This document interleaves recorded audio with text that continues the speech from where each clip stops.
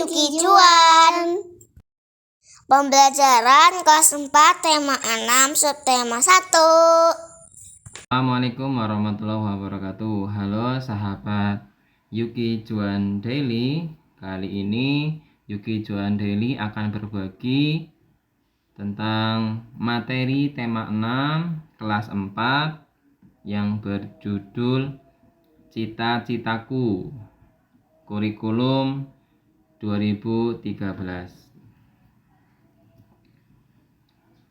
Ya, dalam buku tersebut diawali dengan sebuah moto bahwa membaca membuka jendela dunia. Sungguh luar biasa.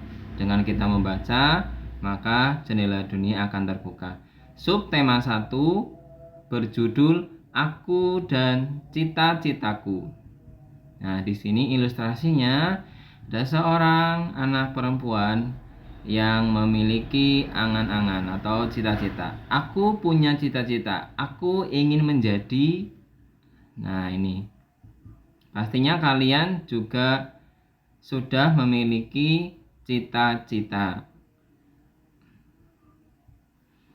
Apakah kamu pernah membayangkan akan menjadi seorang apa di kemudian hari? Apakah hal yang kamu bayangkan itu sebuah kegiatan atau sebuah pekerjaan?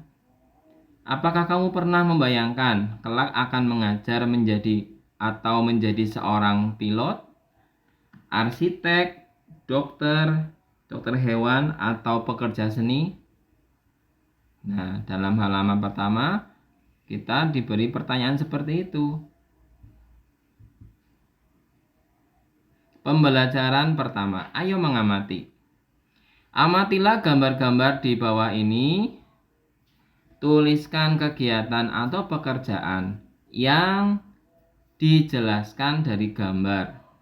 Jelaskan juga keahlian atau kegiatan yang sesuai dengan jenis pekerjaannya.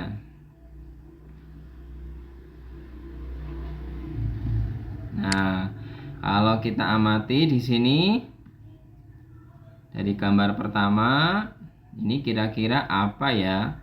Pastinya kalian tahu ya, ini ada pekerjaan atau cita-cita berada di dalam sebuah kelas. Pastinya ibu guru ya, ibu guru atau secara umum disebut sebagai guru. Nah, mungkin di antara kalian ada yang bercita-cita menjadi guru.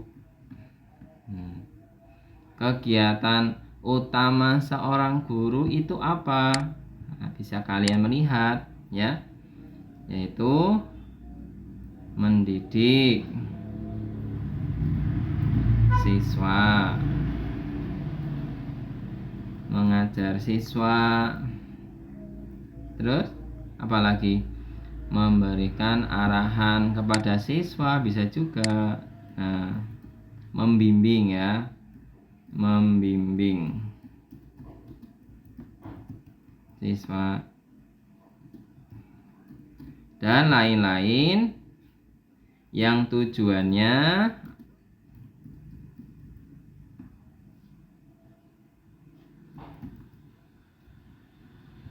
ya untuk mencerdaskan.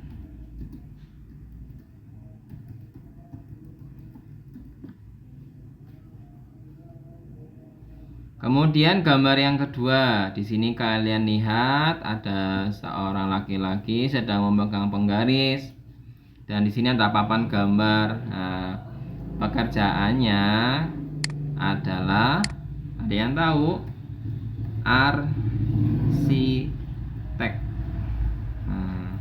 Dia seorang arsitektur ya, atau pekerjaannya arsitek. Kegiatan utamanya sudah jelas, berarti berhubungan dengan menggambar atau merancang. Bangun, bisa juga mungkin tata kota, atau rumah juga bisa. Dirancang bentuknya, kemudian strukturnya, bisa juga kekuatannya. Ini bisa dirancang oleh seorang arsitektur. Gambar yang ketiga. Nah, di sini ada baju dokter dengan seekor kucing. Berarti dia apa kegiatannya atau kesehariannya? Dia adalah seorang dokter hewan. Kegiatan utama sehari-hari berarti apa ini? Memeriksa kesehatan hewan.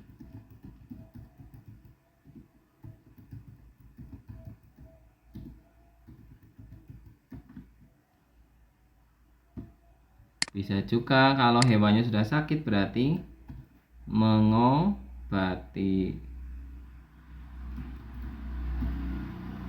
Bisa juga memberikan vaksin mungkin.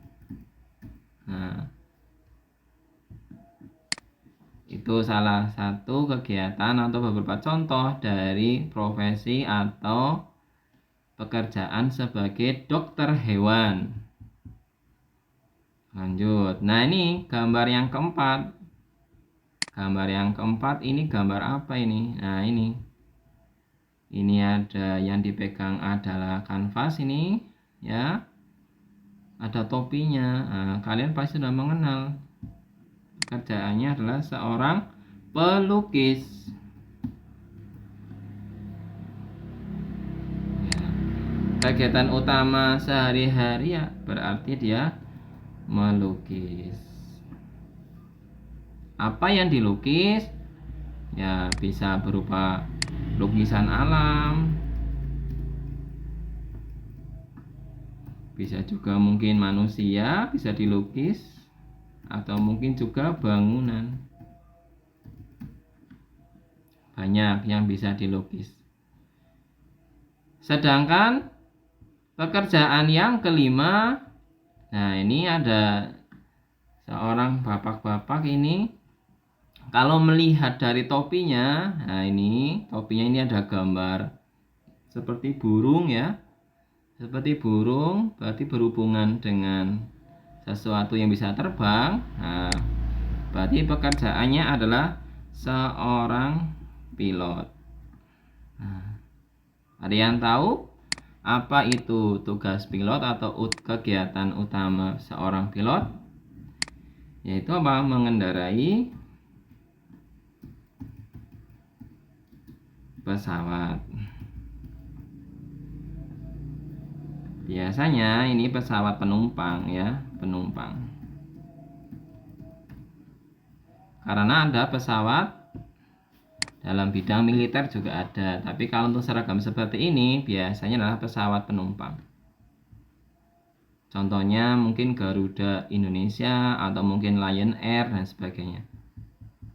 Bagaimana denganmu?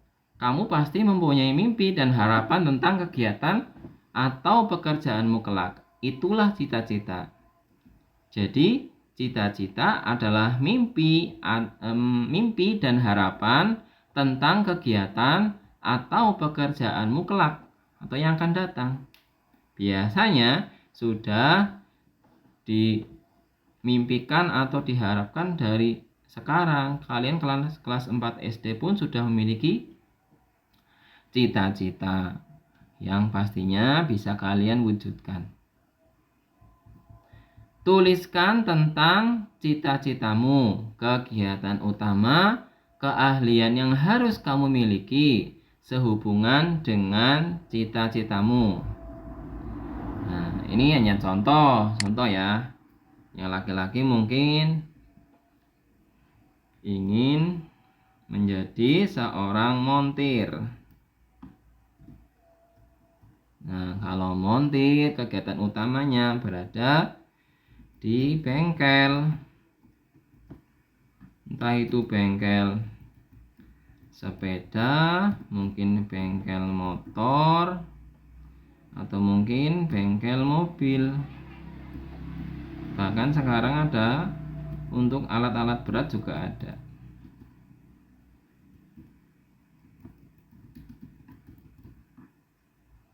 Keahlian yang harus dimiliki apa? Kalau seorang montir berarti harus tahu tentang apa? Dunia otomotif ya. Otomotif atau kendaraan. Baik itu kendaraan ringan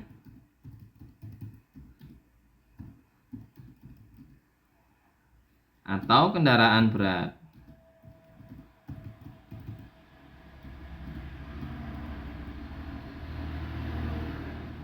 Kendaraan ringan ya seperti motor. Ini contohnya motor.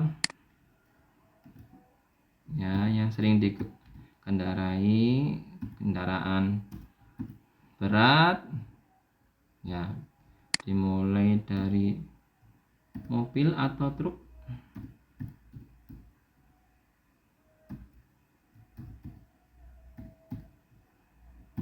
Ya.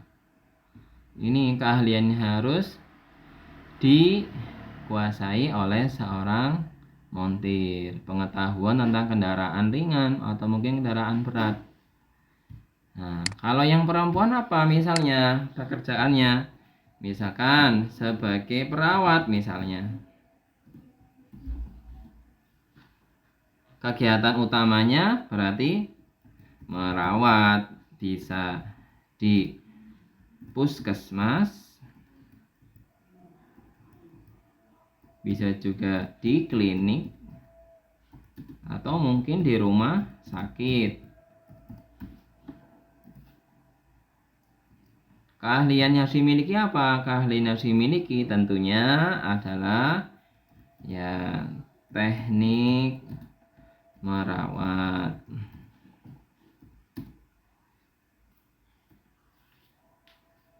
pengetahuan tentang obat, dan lain-lain yang berhubungan dengan dunia kesehatan.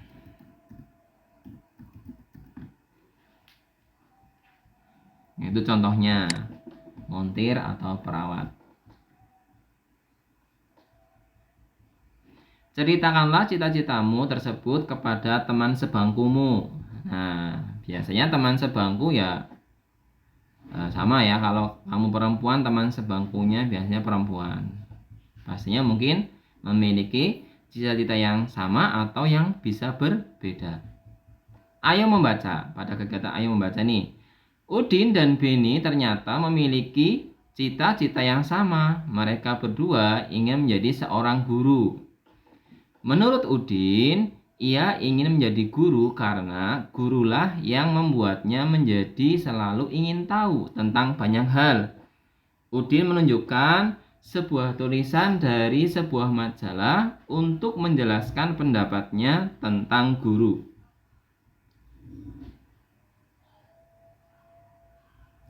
Bacalah teks yang ditemukan Udin berikut.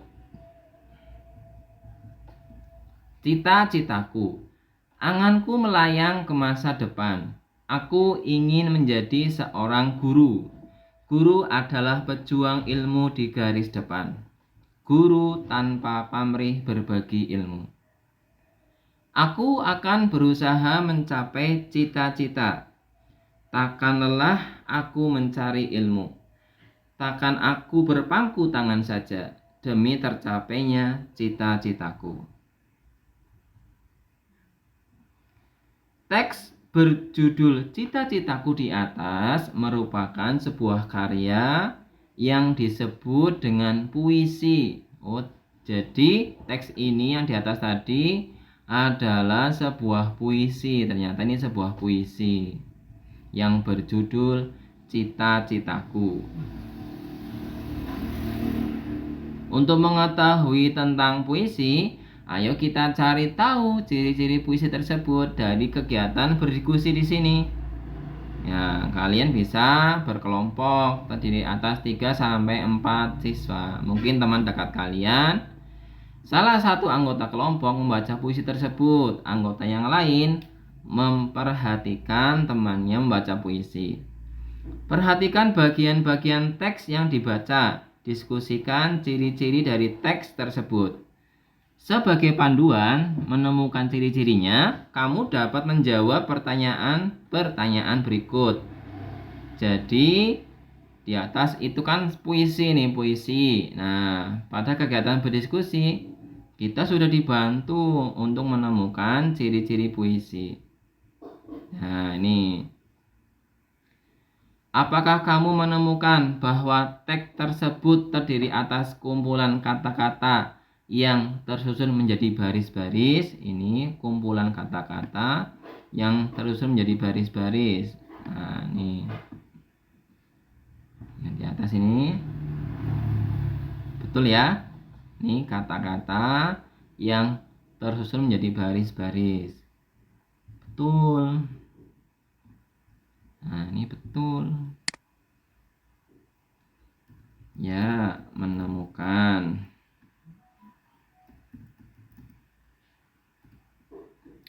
Apakah kamu menemukan baris-baris tersebut terkumpul menjadi beberapa bagian? Kita lihat. Kalau dari puisi cita-citaku, nah, ini ada dua bagian ini. Bagian pertama, bagian kedua.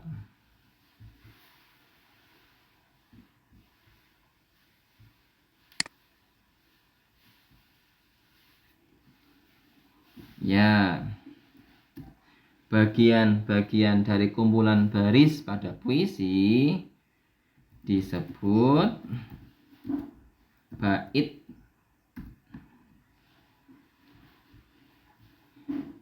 C. Tuliskan bunyi vokal dari kata terakhir setiap baris. Nah, kita bisa melihat di sini bunyi vokalnya apa.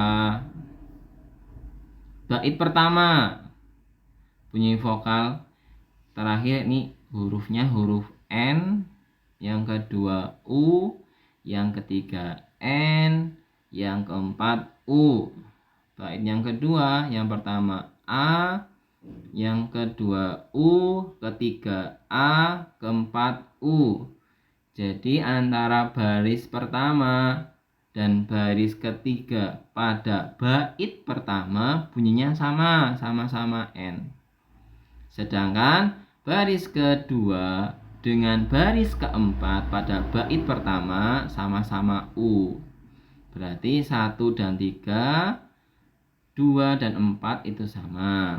Misalkan ini kita beri simbol A, maka baris kedua itu B, baris ketiga berulang lagi A, baris keempat berulang lagi B.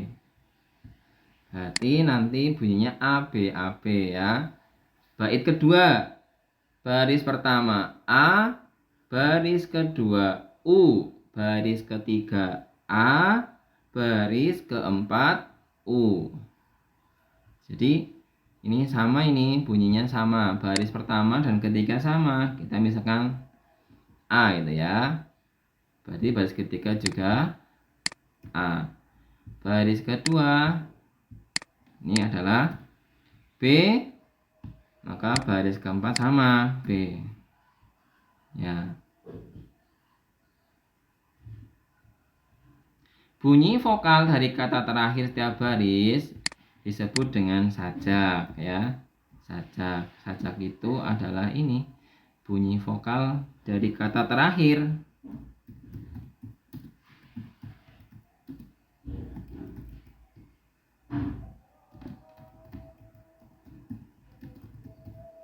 Setiap baris ya, sini boleh ya, di sebelah sini ya. Bunyi vokal kata terakhir setiap baris. Nah, ini kalau di situ di puisi cita-citaku sajaknya berarti A B A B. B A B. Keempat, apakah kamu menemukan keteraturan bunyi vokal kata terakhir dalam setiap baris? Ya, sudah ya tadi menemukan ya. Tadi kan ternyata baris pertama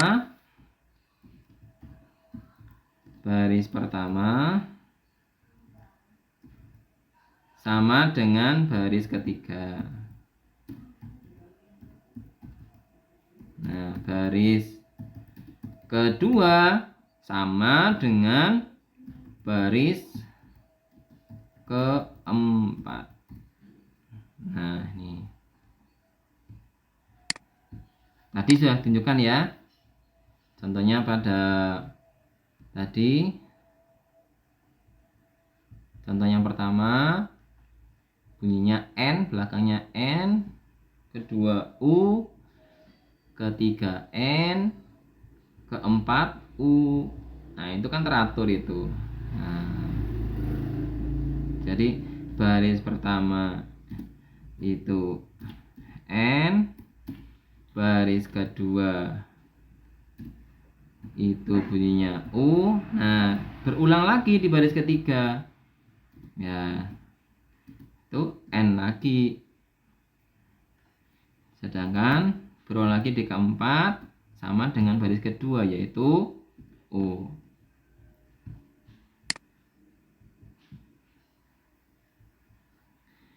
Tuliskan kesimpulan hasil diskusimu pada kolom berikut ini. Nah, tadi sudah berdiskusi, tinggal kita memindahkan saja dari jawaban ini, jawaban di atas tadi ya yang sudah diskusikan ya. Misalkan ada kata-kata yang tersusun menjadi baris-baris seperti itu. Yang seperti yang sudah ditemukan pada puisi di atas.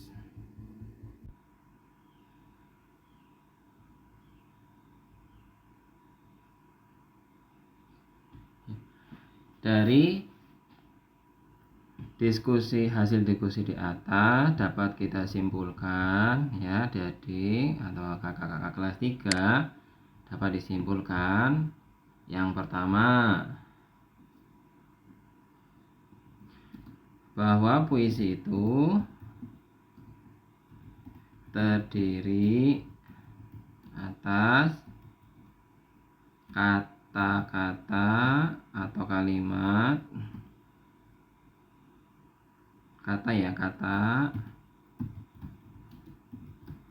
yang membentuk baris. Simpulan yang kedua,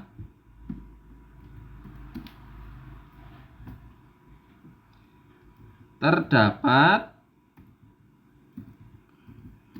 bait. Bait itu adalah kumpulan beberapa baris. Simpulan yang ketiga, tiap bait terdiri atas 4 baris.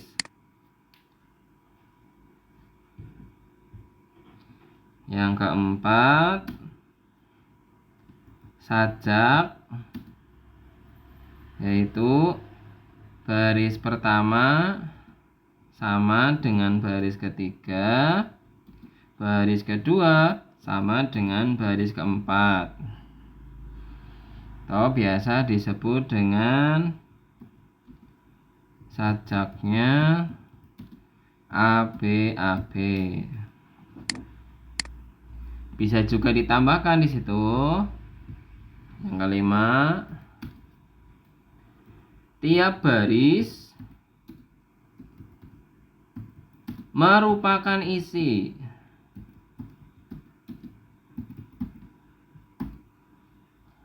ya. Ini kesimpulan dari diskusi pada halaman sebelumnya.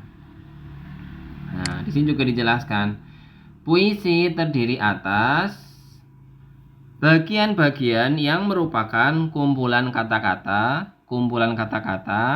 yang disebut dengan baris puisi, sesuai dengan kesimpulan yang pertama tadi. Nah, ini. Kemudian baris-baris puisi terkumpul menjadi bagian-bagian yang disebut dengan bait puisi. Nah, cocok dengan kesimpulan kedua, terdapat bait atau kumpulan beberapa baris. Nah, kita lihat di sini. Nah, misalkan tadi, anganku melayang ke masa depan. Baris pertama. Aku ingin menjadi seorang guru. Baris kedua. Guru adalah pejuang ilmu di garis depan. Baris ketiga. Guru tanpa pamrih berbagi ilmu. Baris keempat. Kumpulan baris ke-1, ke-2, ke-3, ke-4 disebut dengan bait puisi. Jadi bait puisi adalah baris-baris puisi yang terkumpul menjadi bagian menjadi satu ini. Nah ya, kumpulan beberapa baris puisi.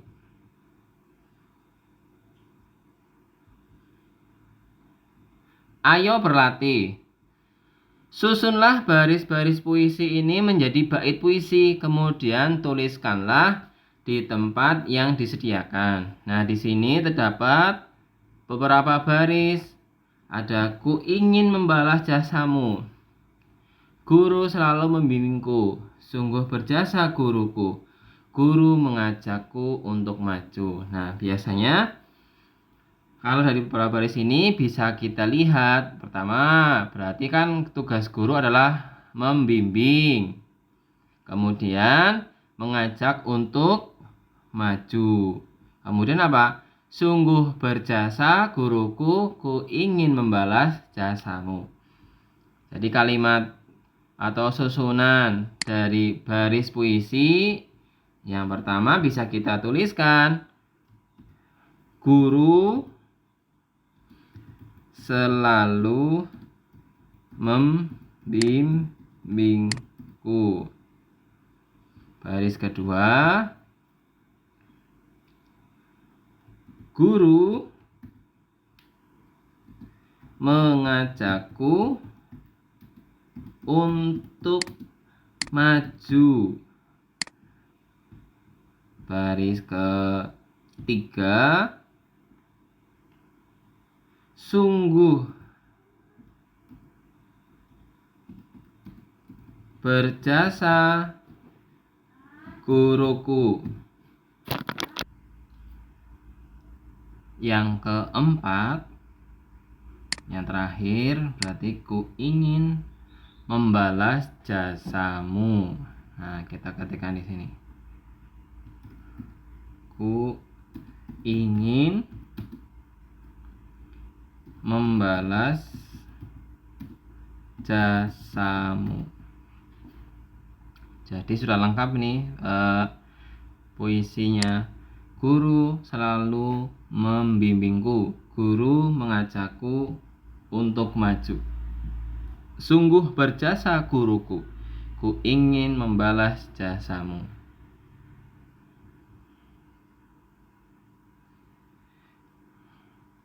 Bandingkanlah susunan bait puisi dengan milik temanmu.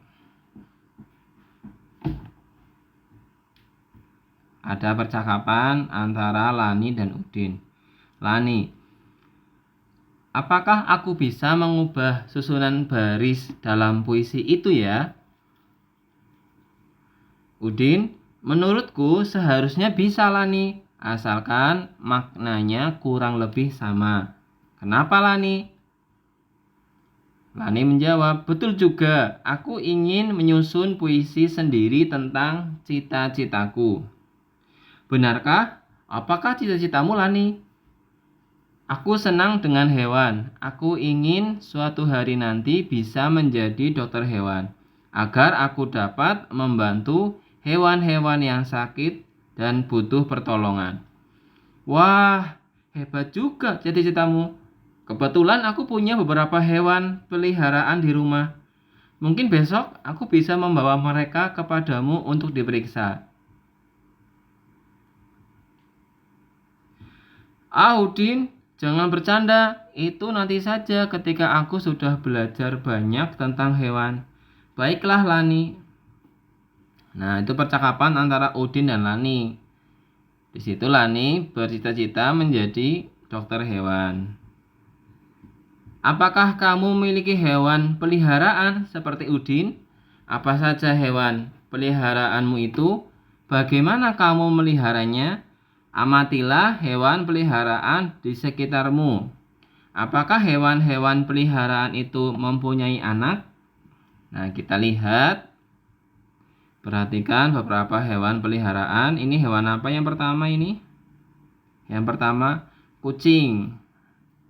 Yang kedua, kelinci. Nah, yang ketiga adalah ayam. Nah, ini adalah hewan peliharaan yang biasa dipelihara. Ada kucing, ada kelinci, ada ayam. Gambar-gambar tersebut menunjukkan bahwa ada anak-anak hewan dan ada hewan yang sudah dewasa. Artinya, hewan-hewan tersebut mengalami pertumbuhan. Ada tahapan-tahapan yang dilalui oleh hewan itu dari anak-anak hewan menjadi hewan dewasa. Ayo mencari tahu tahapan-tahapan pertumbuhan hewan. Semua makhluk hidup mengalami pertumbuhan dan perkembangan. Hewan dan manusia mengalami beberapa tahapan pertumbuhan dan perkembangan dalam kehidupannya. Tahapan pertumbuhan dan perkembangan hewan membentuk sebuah siklus hidup atau daur hidup. Hewan mengalami tahapan pertumbuhan dan perkembangan yang berbeda-beda. Ada jenis hewan yang mengalami perubahan bentuk di setiap tahap hidupnya. Namun, ada pula hewan yang tidak mengalami perubahan bentuk pada setiap tahapannya. Selain bertambah besar saja, hewan yang mengalami pertumbuhan bentuk dalam siklus hidupnya berarti mengalami metamorfosis. Jadi metamorfosis itu adalah hewan yang mengalami perubahan bentuk dalam siklus hidupnya. Sedangkan hewan yang tidak mengalami perubahan bentuk dalam siklus hidupnya berarti tidak mengalami metamorfosis.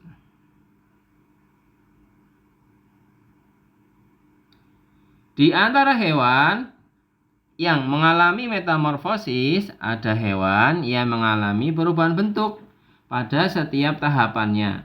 Ada juga yang tidak. Hewan yang mengalami perubahan bentuk pada setiap tahapan pertumbuhan dan perkembangannya dinamakan metamorfosis sempurna. Jadi, metamorfosis sempurna jika mengalami perubahan bentuk pada setiap tahapan pertumbuhan dan perkembangannya. Sedangkan hewan yang mengalami perubahan bentuk hanya pada beberapa tahap tumbuh kembangnya dinamakan mengalami metamorfosis tidak sempurna. Nah, mungkin kakak-kakak kelas 3 bisa mengambil contoh. Misalnya metamorfosis yang sempurna. Metamorfosis yang sempurna. Ya, contoh binatangnya adalah kupu-kupu. Tahapannya apa? Pertama dari telur, ulat, kepompong. Terakhir adalah kupu-kupu.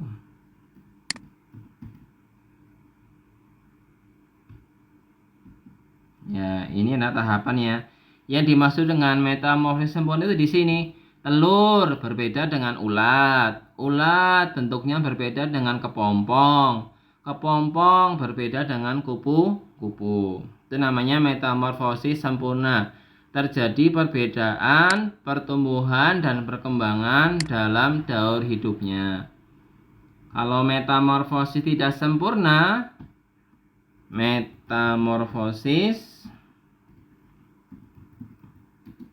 sempurna,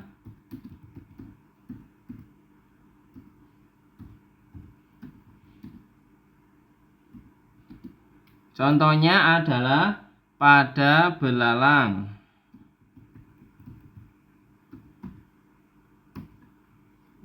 Dimulai dari telur. Nah, ini langsung ya ke nimfa atau belalang yang masih muda. Biasanya ini tanpa sayap.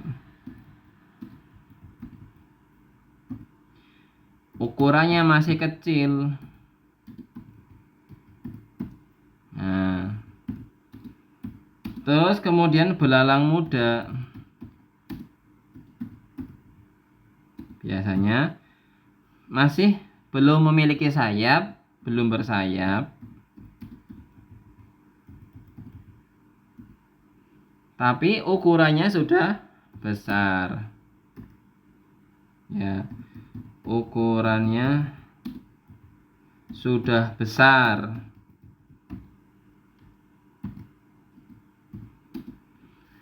Setelah dari telur, belalang muda yang ukurannya sudah dewasa atau sudah besar. Nanti ada belalang dewasa terakhir. Belalang dewasa ini berarti sudah lengkap. Dari ukurannya sudah besar dan juga bersayap. Yang dimaksud tidak sempurna, ini hanya sebagian perbedaan. Telur berbeda dengan belalang muda. Nah, di sini. Tapi setelah belalang muda ke tahapan berikutnya bentuknya sudah sama. Hanya saja ukuran, kemudian ketika dewasa bertambah sayap. Tapi bentuknya masih sama. Nah, ini yang dinamakan sebagai metamorfosis tidak sempurna. Berbeda dengan kupu-kupu tadi. Telur bentuknya beda dengan ulat. Ulat beda dengan kepompong, beda dengan kupu-kupu.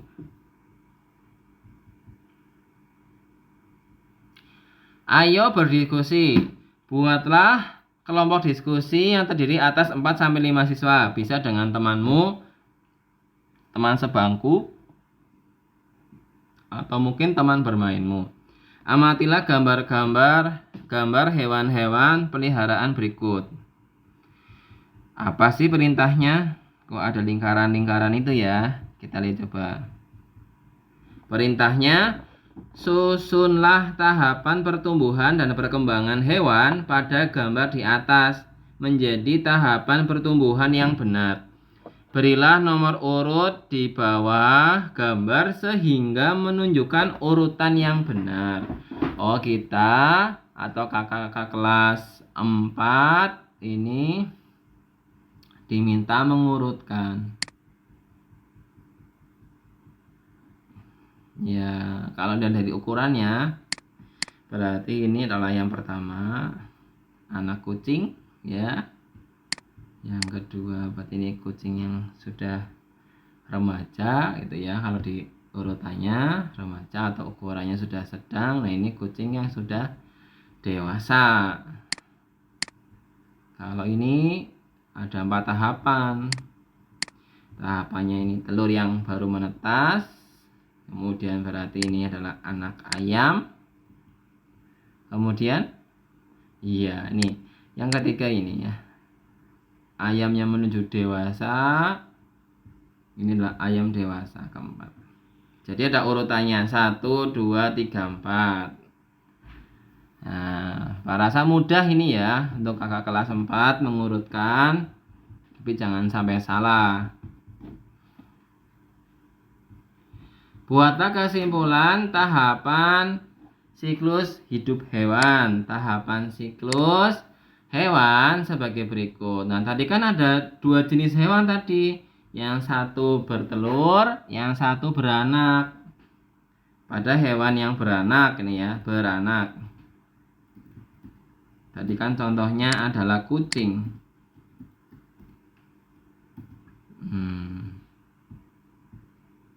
Tahapannya apa? Ya, anak baru lahir,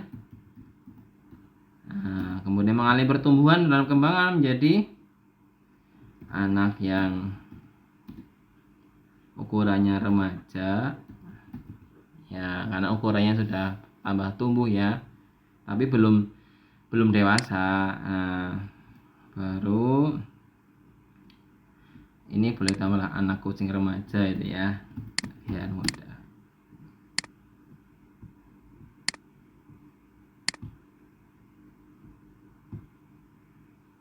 Anak kucing remaja,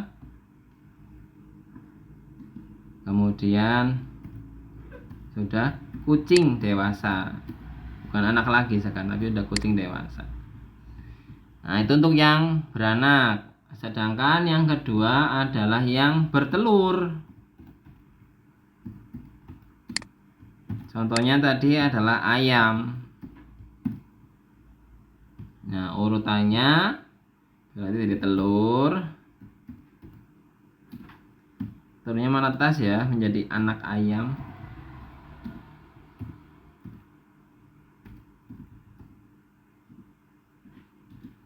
Terus ayam remaja.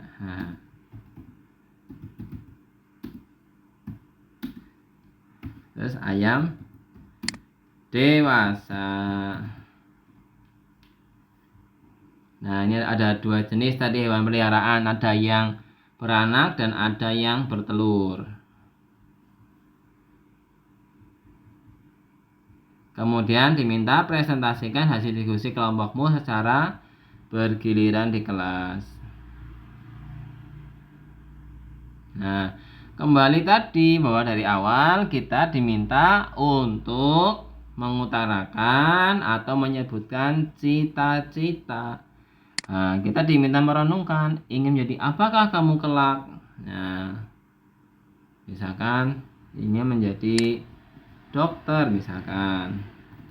Dokter, apa yang ingin kamu lakukan agar cita-citamu tercapai? Berarti belajar. Kemudian senang dengan apa? Kesehatan. Apabila cita-citamu sudah tercapai, apa manfaat yang dapat kamu berikan kepada orang lain? Ya, kalau sebagai seorang dokter manfaatnya apa? Ya, bisa mengobati, bisa juga merawat, atau memberi apa? Pertolongan, ya.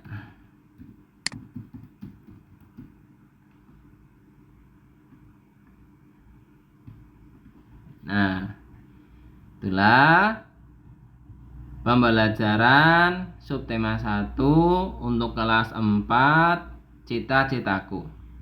Semoga bermanfaat. Ketemu lagi di video pembelajaran berikutnya. Assalamualaikum warahmatullahi wabarakatuh. Selamat belajar.